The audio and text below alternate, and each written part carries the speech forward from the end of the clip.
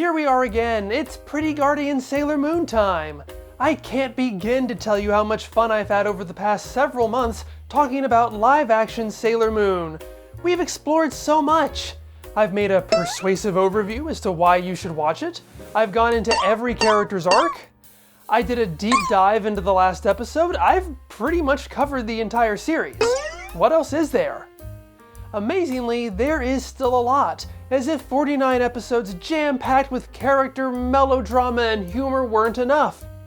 Through concerts, modern broadcast, and the magical medium of DVD, Pretty Guardian Sailor Moon lives on.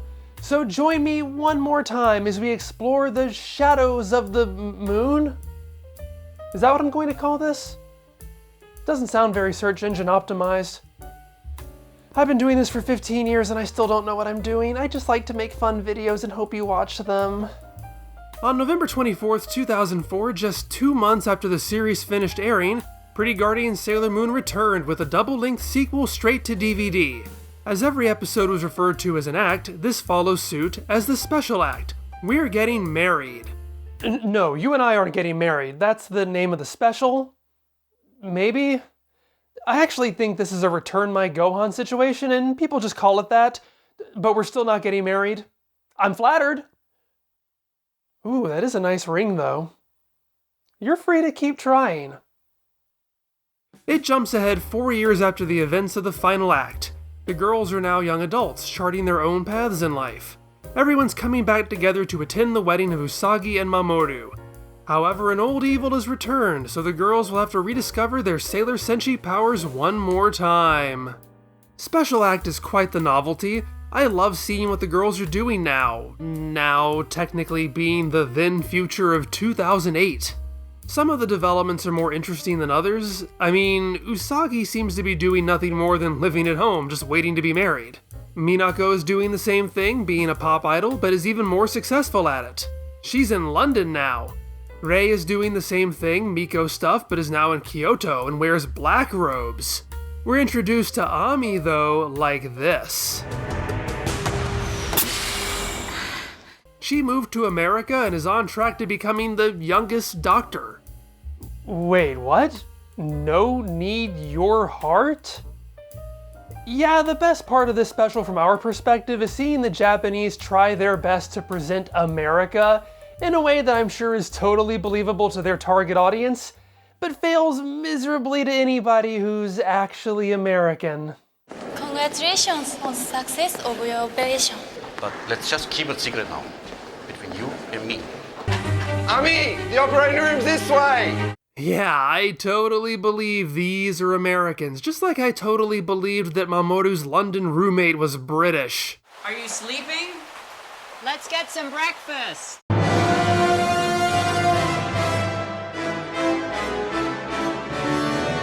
Makoto is also pretty interesting here. She's pursuing her passion of floral arrangement. She's also in a relationship with Motoki. It's something eagle-eyed viewers will realize even before seeing him, given that Makoto was first introduced lounging with a giant turtle plushie.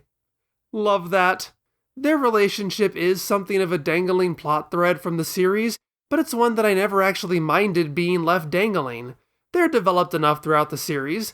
The last few times we see them, it's implied pretty heavily they're going to end up together. Their arc is all but resolved, and they aren't the main thrust of the story, so I don't necessarily need to see it happen. That's why I didn't complain about it last time. Still, though, it is nice to see it. This is exactly the kind of thing a special like this is meant for. Motoki doesn't have a huge role in this, although he is the only non-hero to get a feature spot at the end. But he is suitably adorkable whenever he shows up. I love these two together. Hi. Who really steals the show, though, is the villain. I thought she had a satisfying exit in the series proper, but I'm not going to lie. I'm so happy to get to see her again. Dun, dun, dun, dun! Bitch pudding! Yes, Kuroki Mio is reborn from toxic ooze or something. I'm not going to pretend that anything in Special Act even attempts to make any sense. And she makes it her mission to rebuild the Dark Kingdom with her army of evil clowns. She even seemingly has the Shiteno on her side. I want this outfit. I should have picked it up at 2004 Hot Topic when I had the chance. But as she's the new queen, what she really wants is a king. And that means she wants Mamoru, and just as Usagi has broken off their engagement. I enjoy that this pokes a little bit of fun at Mamoru's typical role in the franchise. He's an accessory. He has this wonderful line after they've been captured by Mio. "You women are all the same. All you want me to do is stand next to you in your weddings." He's always the guy in the tuxedo. Special Act implies some interesting things about the broader picture of the narrative. Luna is living openly as a girl in the Tsukino household. While this could be the same kind of mind manipulation that Chibiusa pulls on the family in other incarnations of the franchise, the special seems to frame it as if the girl's past as Sailor Guardians is open knowledge now. And if that's the case, I really like it. Why not be open about it? Special Act also very definitively puts the kibosh on any possibility of the other Sailor Moon story arcs having happened in this continuity. If you just end things at Final Act, you could assume they still happen, but this story makes absolutely clear that the girls lost their powers at the end of the conflict with the Dark Kingdom, and they've been living as normal girls for the past 4 years. This also makes it clear that while they get their powers back for this special, it's just a one-time thing. So yeah, there are no Outer Senshi, there is no Chibiusa, there is no Crystal Tokyo. Thank goodness, I hate the entire premise of Crystal Tokyo, so I'm glad that's been kicked to the curb. We really don't need nigh immortal monarchs ruling over us in the future, thank you very much. While I'm sure PGSM could have told those later Sailor Moon stories artfully, this series is determined to cement itself as complete on its own, and I respect that. What fascinates me the most about Special Act is how its production dictates its narrative. Shingo's barely in this, replaced by Luna, presumably to hide the fact that he clearly hasn't aged 4 years. Usagi's dad finally makes an appearance at the wedding, played by Tasaki Ryuta, the show's first director. That's a cute in-joke. But the production mishap that really permeates every aspect of Special Act is the complete and total lack of Sailor Mars. That's embarrassing, to stage a reunion only to be missing one of them. But it's especially weird given that this isn't even a real reunion. It's just pretending to be one. How did they lose Kitagawa Keiko? And actually they didn't. She's in this, just in a very reduced role. Rei is first on the scene when Mio reappears. She gets blasted and then spends the rest of the special in the hospital. It's a very obvious ploy to write her out. But it's still weird because it's not as if Kitagawa was only available for 1 day of filming, and they just shoved her onto one set to hurriedly read all of her lines. She appears in multiple scenes, shot in multiple locations. It seems like they could have written around her schedule without completely dumping her. I think the problem was that she wasn't available right here, the one and only scene where the characters transform. Because of that, they felt they had to write a compelling reason to keep her out of the fight. But getting the Sailor Guardians back together is the whole reason for the special, and the fight is so short. I feel like at this point, you just pull a Forever Red. Film Sailor Mars in front of a green screen, composite her into a couple of shots, and use a body double for the rest. Nobody would have noticed. And then just have her say, "Hey guys, the magic power made me feel better, I can do this." Instead, the whole thing just feels awkward. It's the only time in this continuity we see Sailor Planet attack, and it doesn't have all of them. You can see the writers desperately trying to salvage their story. See, the mechanics of this is that Queen Serenity tells the girls they can get their powers back if they get this special sword, but their hearts have to be as one. So when Makoto and Luna find the sword, they can't pull it out because they're not all together yet. It's only after Ami and Minako make it back to Japan that they're able to pull the sword. Oh, but what about Rei? She's still not here. Oh, her heart is with us, they say. Well then why did you need Ami and Minako to be physically present? Why weren't their hearts with you? And Usagi's still not here either. None of this makes any sense. So 3 of your hearts have to be physically present, 1 can be physically absent, 1 cannot even be aware of the situation, and Luna's also present, but she doesn't count because, let's face it, she never does. There's no way they conceived this with Mars being absent. I would love to know the story behind this. I think Special Act is a lot of fun. It's not my favorite element of the tokusatsu. It lacks a lot of that gravitas that made the series so special to me. But as a standalone adventure, it's hilarious. The first time I watched it, it felt like a good palate cleanser as I was still getting over my feelings of betrayal from Final Act. This made me feel a bit happier to say goodbye to these characters. It threads that needle in a largely inoffensive way, which is both its greatest strength and greatest failing. It never sinks to the depths of Final Act, but it never reaches its heights either. It's safely mediocre. That's what I needed at the time. When I realized that's what it was, I became somewhat disappointed by it. It's not the best finale, but it's not really supposed to be the finale. Now I can appreciate it for the fun romp that it is. It's a great little cap to their adventures, even if it doesn't always, or ever, make sense. The final additions to the continuity, as far as I know, were released the following year on March 25th, 2005. Another DVD original, Act Zero, isn't quite as beefy as Special Act, but it is infinitely charming. Rather than a chronological sequel, Act Zero, as its name implies, is a prequel to the series proper. Well, Act Zero is actually a collection of 3 features. 2 of them are shorts, tacked onto the real episode. One tells the story of Hina, Mamoru's ex-fiancée, after their breakup. Thankfully, she lands on her feet, becoming an actress. It demonstrates that she definitely has a specific type, even if she doesn't know it. The other is an origin story for Tuxedo Mask, one that may or may not be something Mamoru makes up just to screw with Usagi. It involves far more acrobatic magicians and adhesive bandages than you probably guessed. The best part is the Tuxedo Mask gets his own transformation sequence. I still find myself shouting, "Tuxedo Power!" on occasion.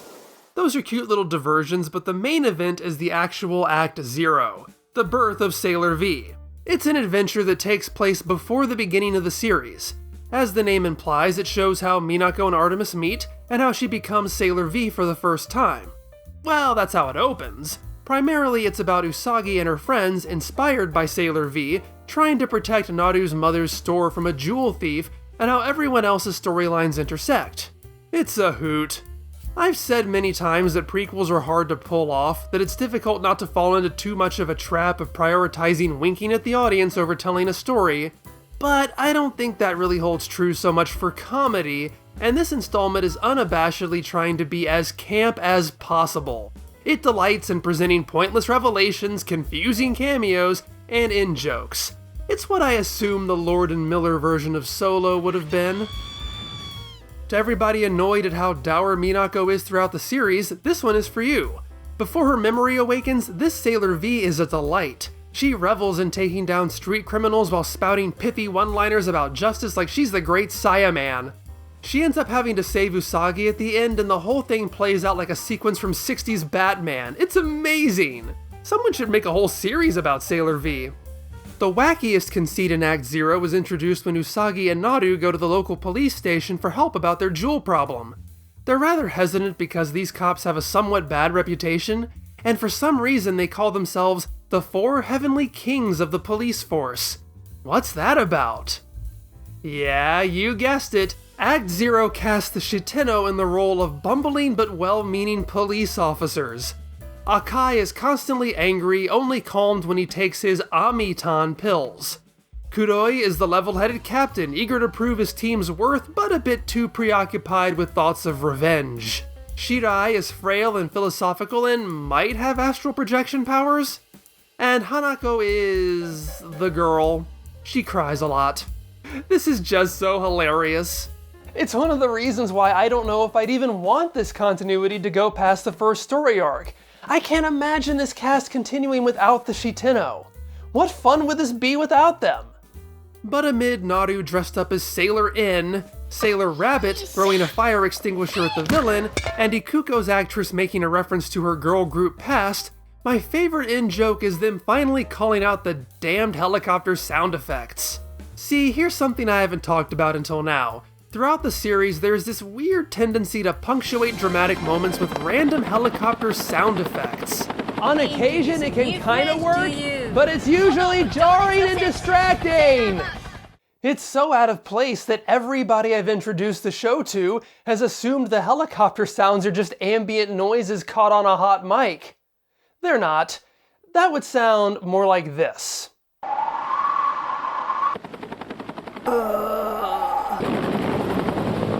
These are definitely on purpose. From what I've read, they are apparently the trademark of director Sato Kanko.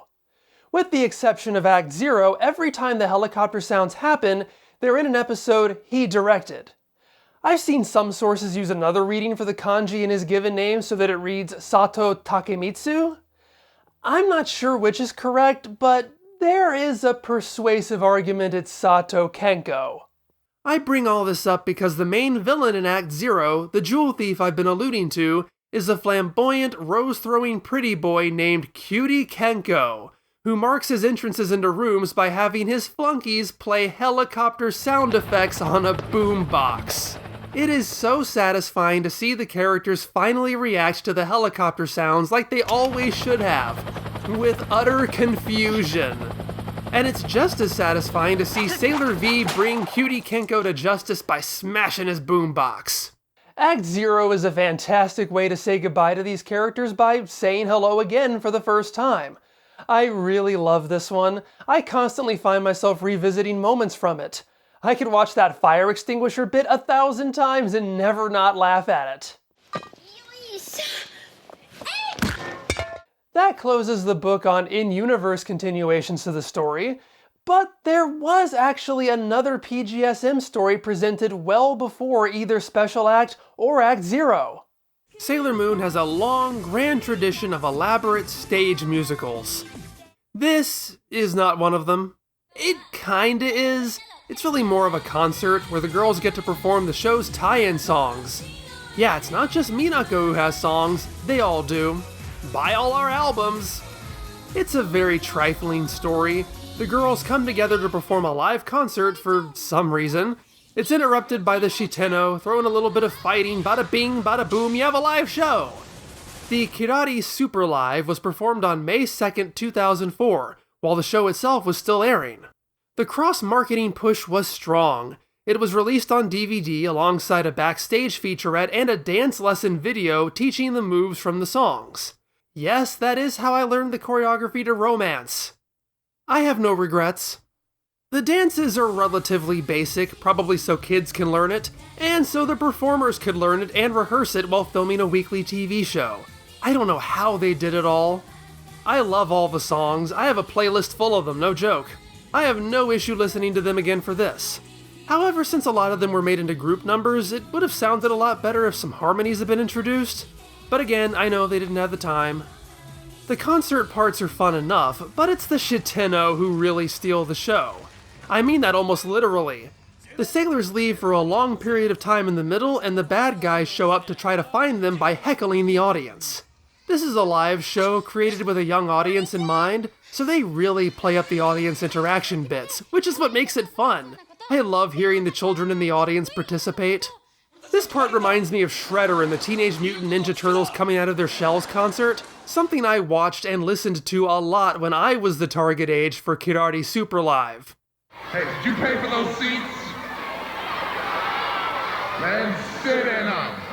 Jadeite and Nephrite go up and down the audience, pumping them for information, but more often than not, making small talk. This angers Kunzite, who constantly has to remind them to stop making friends. Zoisite is forced to carry around a toy piano. Nephrite is scripted to threaten to kidnap a child to lure the Sailor Guardians out. You can hear lots of kids begging to be volunteers, but Nephrite, for some reason, chooses a little girl who's clearly too young to understand what's going on. She's not having any of this. She's screaming and crying for her mother. Eventually, you're just begging for Nephrite's performer to be adaptable and move on to someone else. Finally, after way too long, who should come in to save the child but Tuxedo Mask? This was performed at the same time in the series airing when Mamoru had left the country for several episodes.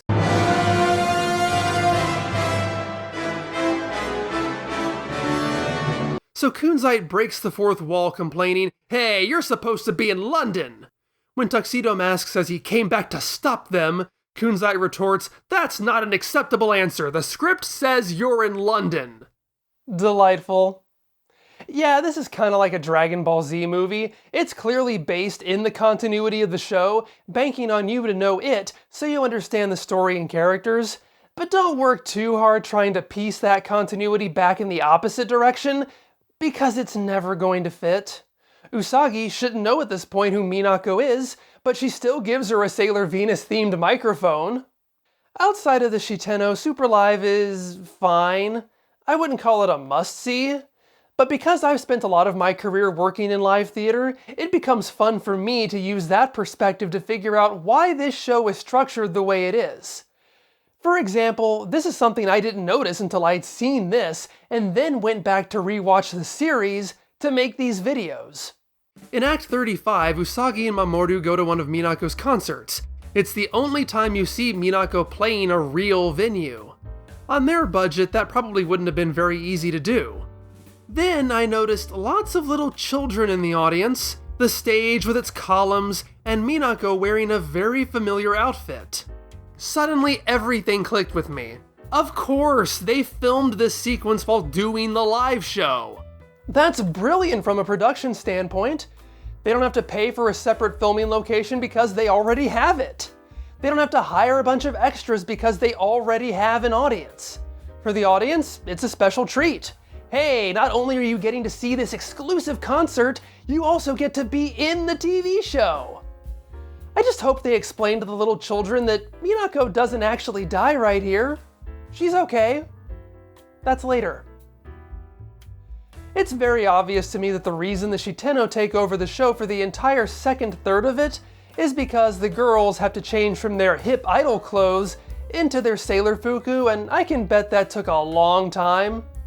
I mean, I used to be a dresser on shows with quick changes, so I know from personal experience that you can get a performer out of one dress and into another in seconds flat.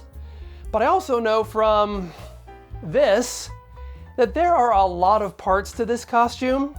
More importantly, there are wigs, and all of these girls have long hair.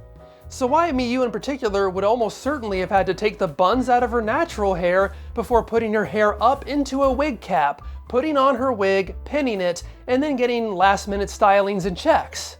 In a long-running show, you can get this stuff down to a science, but this is a one-time thing.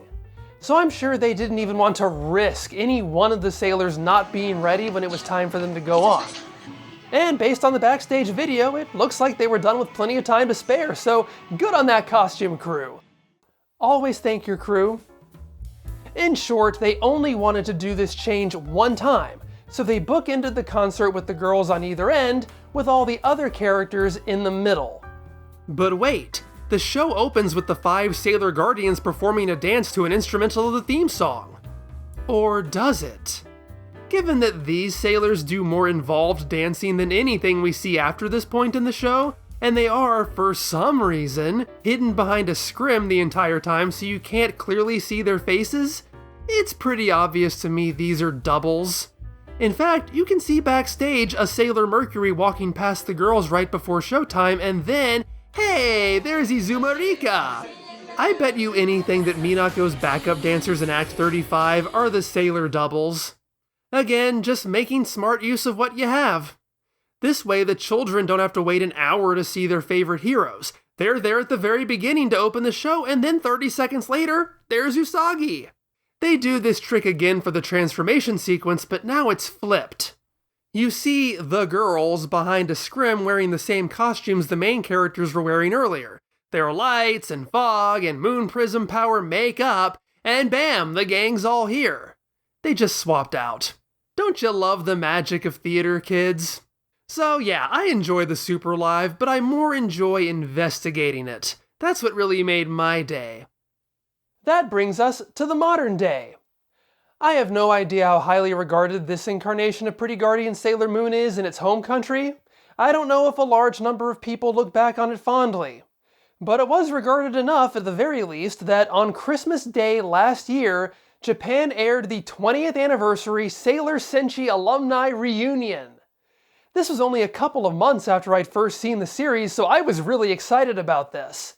Obviously, I was drawn to watch the series because of its 20th anniversary, but it still feels like serendipitously perfect timing, as if this was made just for me. I can choose to believe that. This is not a continuation of the fictional narrative. Instead, it's a half-hour roundtable discussion with the 5 leads, as they share their memories of filming the show. I love this kind of stuff. As I had only just gotten to know them as teenagers, it was a shock to see them suddenly jump ahead 20 years. I mean, they look great. I have to believe that, as I am almost exactly the same age as they are. I learned a lot from this, such as the famous Sentai quarry being located at Mount Iwafune. I learned what the audition process was like and how the girls felt after being dressed down after their first acting test, both of which I had seen in a promo spot that aired just before the series started. It's also where I learned that Azama Mew had to do a lot of her own stunts because Sailor Jupiter is just too insanely tall to be matched by stunt people. There was a fun little tidbit about the girls filming in winter, and how cold that was in their Sailor Fuku. Sailors Moon, Mercury, and Jupiter could at least beat the cold a little by hiding heating packs in their boots, but since Mars's and Venus's costumes don't include boots, they couldn't get away with that and had to suffer. But most importantly, I learned how much the girls love each other in real life, that they have legitimately stayed close friends since the show. And I know that sounds like a manufactured bit to pull at my heartstrings. Maybe it is. But honestly, the girls spent far more time talking about their relationships with each other than they did about the show. They talked about how their private Sailor group chat is always blowing up, how they'll stage meetups and just spend hours talking to each other, how they cheer each other up after tough jobs by saying, "Hey, it's not as rough as Sailor Moon was." The other 4 girls even sang Friend, the show's finale song, at Kitagawa Keiko's wedding. So, call me naive, but I believe it. They're lifelong friends, just like the characters they once played are lifelong friends. And I love that. Over the past several months, I have compared PGSM to lots of other stories. Batman Returns, Twin Peaks, Teenage Mutant Ninja Turtles, The Monkees. I think I even put a little Sound of Music in there. I talked about how I was drawn to the show's mix of heartbreaking drama and absurdist humor, the same things that drew me into stories like Dragon Ball and Avatar. And all of that is true. But at the end of the day, what makes this series feel so cozy, so safe to me, something that makes me want to cocoon myself in it, is because of its friendships. I think there is something to be said about works of fiction where the strong bonds between the lead characters is the main factor for why it is so loved. I think that's why Little Women is such a good read, or a good watch. The found family aspect of super lesbian animal RPG, especially as it pertains to marginalized groups, is one of the reasons I'm so attached to that game.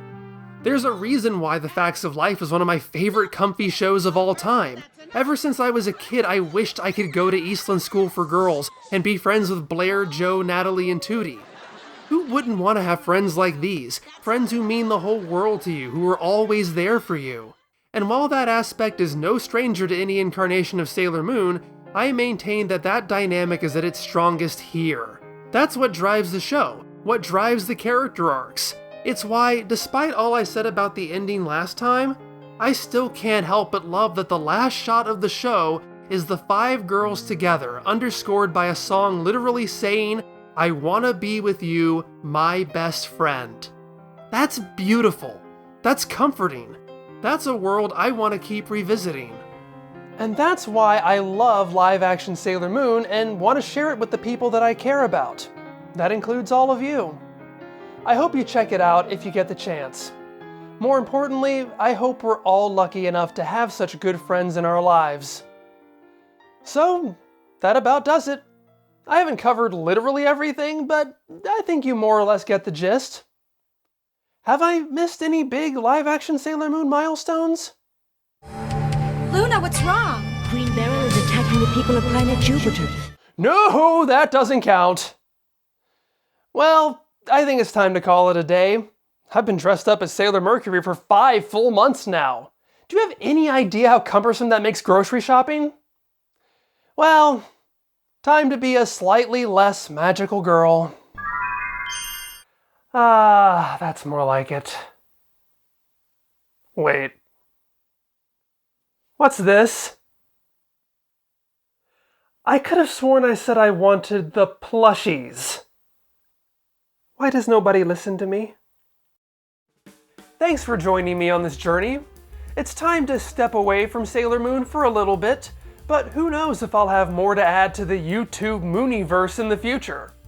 Donkey Kong Dissection will be returning soon with Donkey Kong 64, but next time in this slot, we will be returning to Mighty Morphin Zyurangers, believe it or not. There's a newly released pilot I want to talk about. So thank you to everyone who helped me with this series. Special thanks to Miss Dream and Sea of Serenity. Despite the lack of import, it's really not that hard to find the show if you just pay attention. Special thanks to Ryusei fan subs for the Super Live, although I'm not sure if the organization exists anymore. Thanks to TN for the subs for the behind the scenes, and thanks to Real Life Senshi for subtitling the 20th anniversary reunion. I hope it's been apparent, but these videos have been so much fun for me to make, so I hope they've been just as much fun for you to watch. In the name of the moon, you're my friends. And as my friends, you should continue to watch my videos. Mwah! And thanks to Real Life Senshi for subtitling the 20th anniversary I was so close! So thank you to everyone who helped with these. Off to a great start.